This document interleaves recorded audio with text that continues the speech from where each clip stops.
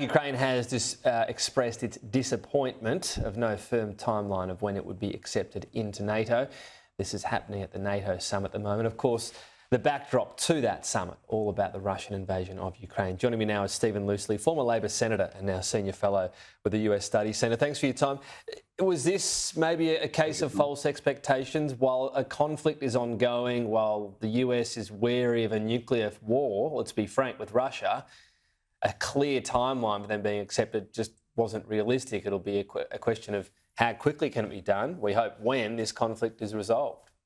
No, the expectation was not realistic for Ukraine to join NATO, Tom. You're right there, but it was certainly appropriate for President Zelensky to press Ukraine's case at the NATO conference in Vilnius.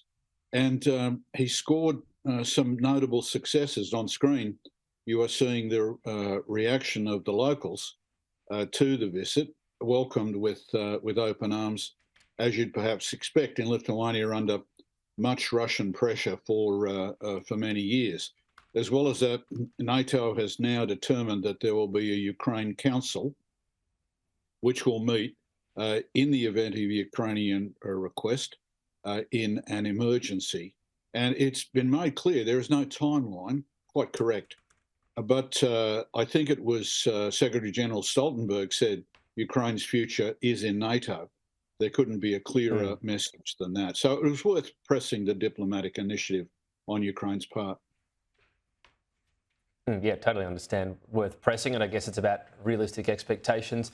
I guess it's also interesting to note where this summit's being hosted, in Lithuania. Admitted to NATO as a member in 2004, it doesn't directly border Russia.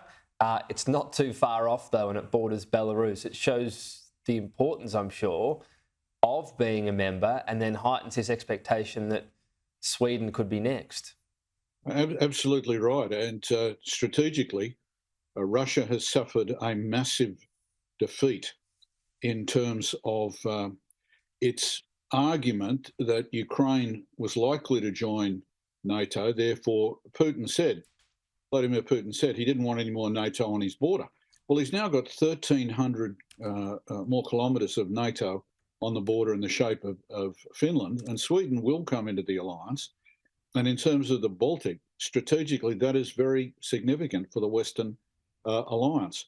So the Russians have really failed dismally in terms of their objectives. They'll continue to fight. They will double down in some respects, but already with Finland having joined, Sweden having joined, and NATO having made it clear that Ukraine's future is also in NATO, these are severe diplomatic and strategic rebuffs for Moscow.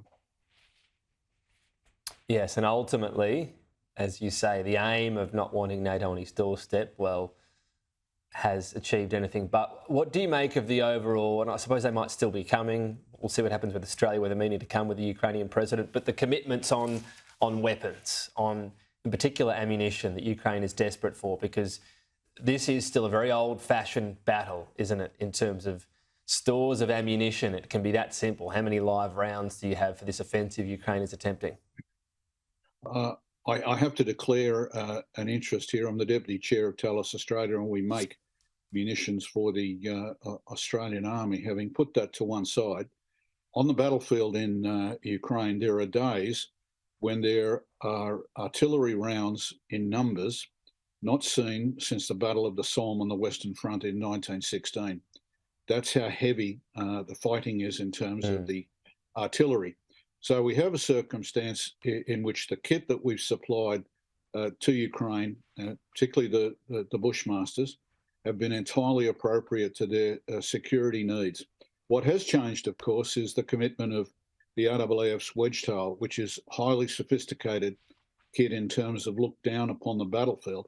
And it is designed to make sure that the hubs through which Western aid, both lethal and non-lethal, is passing to Ukraine are not subject to threat or to assault. Now, this is a different dimension in terms of a technical step up for Australia, with 100 personnel approximately, and the Wedgetail being committed for the next 6 months. This is a change in our support for Ukraine.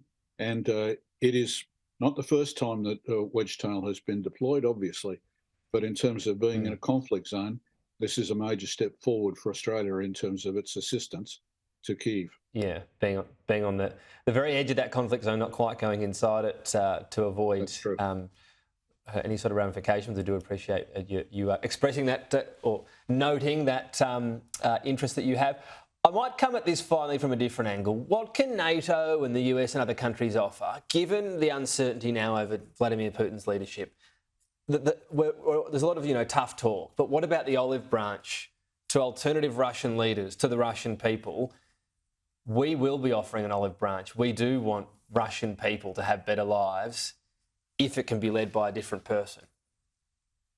The problem there, Tom, and I agree with it, we would very much like to see re-engagement with the Russian people, who are by and large magnificent in terms of their warmth, in terms of their generosity. They're just led by a rotten clique of gangsters, or as we saw in the Kremlin recently, with the mercenaries arriving in strength to meet Putin, different gangs, Prigozhin on the one side, Putin on the other.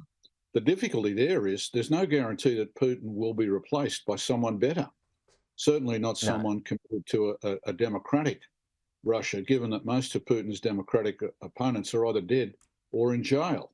So that's a difficulty. What we really need to do at NATO level, at the level of the West, and I agree with President Macron's remarks some months ago, we can't humiliate Russia. We have to look to creating a diplomatic off-ramp whereby negotiations can proceed and the war can be brought to probably a conclusion. Probably a more realistic exit. Sometimes I like to go, might call it glass overflowing. Stephen Loosley, thank you.